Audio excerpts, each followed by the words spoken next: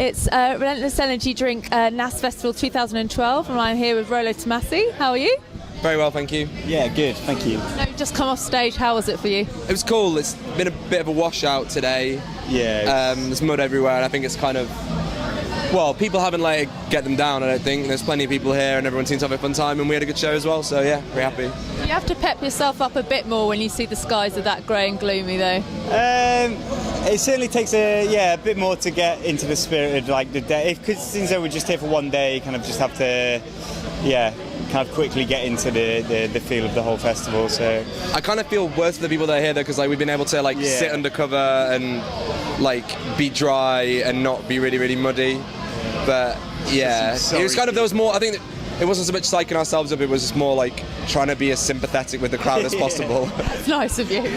We try. You had some muddy moshes as well, so that's good. Well, there was one kid at the front, he was wearing this luminous yellow hoodie, and at the start of the set he was totally clean, and I looked at him at the end, and the poor sod, he was just head to toe in mud, and he's got to be here for the weekend. I just felt really, really bad that we're responsible for that. You'll regret it tomorrow, won't you, frankly? Hopefully he'll drink his troubles away tonight, and he'll be all right. Now, you played some of your new music tonight, and I think you played some on the Architects tour as well, and it got great reception. Say it hadn't got a great reception, would you have gone back to your new stuff and gone, maybe we'll change that, maybe we'll tweak that bit? I think the only way we'd have changed it is if we played it live and we weren't happy with how it sounded, and if we weren't comfortable and didn't felt that it came across live the way we wanted it to. But yeah, I think as long as we're confident with the new material we've written, and we're going to stick with our guns with it. So yeah.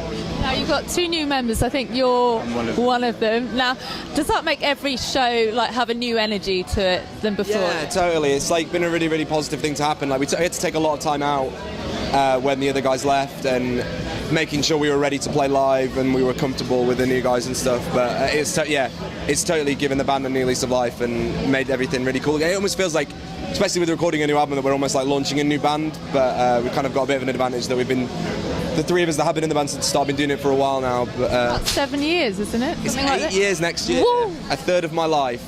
You're giving away your age there, is that wise? I don't mind. Now, did you have to go through any sort of initiation process apart from being a good musician? Was there anything you had to do?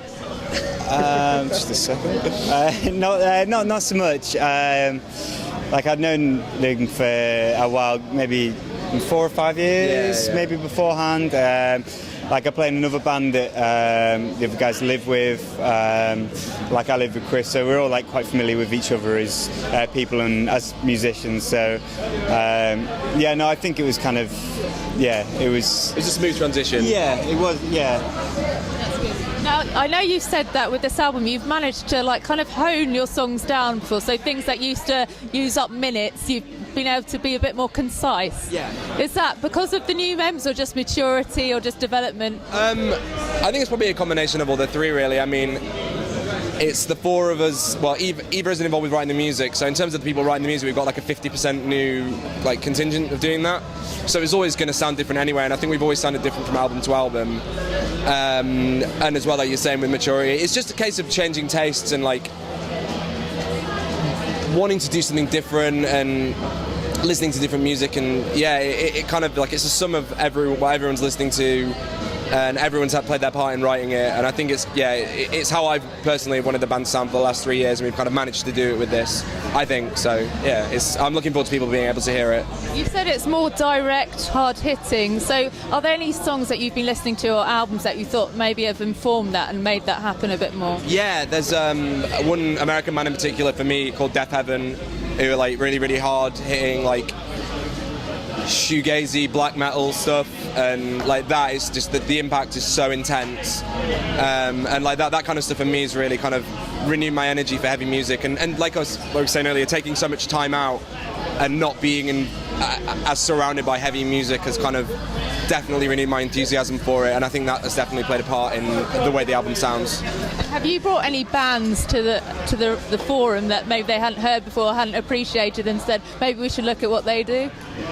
To be honest, I don't think so, because I just think they're quite similar within our taste. We're quite similar, and so we've known each other for that long that any other bands that we would have heard of would probably have discovered by then.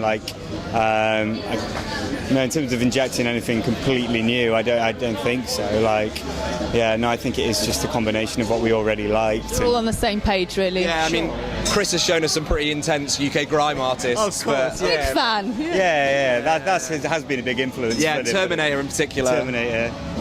But yeah, nothing that's impacted the way the music sounds. Yeah. No guilty pleasures in there. There's no such thing as a guilty pleasure. It's like Welcome everything. If it has any, everything's relevant. Now, on your second album, I think you worked with Diplo as producer, but a lot of people wanted to just talk about working with Diplo. So you've gone back to Jason, I think, who you worked with on the first one. Was it like going home and was it more relaxing process for you? Absolutely. I mean, we're still recording it at the moment, and Jason's actually stood behind us here. He did our sound. Hello, Jason. But yeah, totally. It was kind of, like you're saying, a lot was made of the fact we were doing it with someone, and it kind of like took away a little bit from the record. But equally, I wouldn't have traded that experience for anything. It was phenomenal, and that's my favourite album we've done to date. But yeah, it's a lot more comfortable, and just the way we're doing it. I mean, Nathan and Chris had worked with Jason anyway in other bands they played in, so everyone knew each other. And it's just been a very, very easy setup, something that didn't take any getting used to. Excuse me. And I think because of that, it's just been a very, very pleasant experience so far. Very relaxed. Kind of recording atmosphere. So. And do you feel like you can say exactly what you think if he does a tweak that maybe you don't like with him, because you know him now? You can say, actually, we'd rather go this way. Yeah, totally. Absolutely. And it's to the point that he's comfortable in suggesting things to us. If we don't like it, we're more than comfortable saying no. If we do like it, obviously we'll embrace it. It's really easy to get on with it. Yeah, I feel it's definitely the most we've actually worked with a producer and produce the record properly. I mean, in the past we've had limited time frames where we've had to. We know we only have 2 or 3 weeks to do something, so it's literally I'll have 2 days to do my keyboards. Whereas this time round we spent 1 day on just our song, getting all the sounds right, and time is the biggest luxury we've been afforded on this, and yeah, it's definitely to our detriment, I think. And when do we think it's going to be out? Is it August time or a bit later? It's going to be out later in the year, in the autumn. We haven't set a release date properly yet because we don't want to set it and then miss it and disappoint people. So we're just going to say autumn for now. Okay, you've got an October tour starting on the 21st in Bristol. Yeah. Who are the support acts? Do we know yet? We've got Oathbreaker from Belgium and Good Time Boys, who are from Wales. Okay, well, I'll let you go now and dry off, but thank you for talking to me. Cheers. Thank you.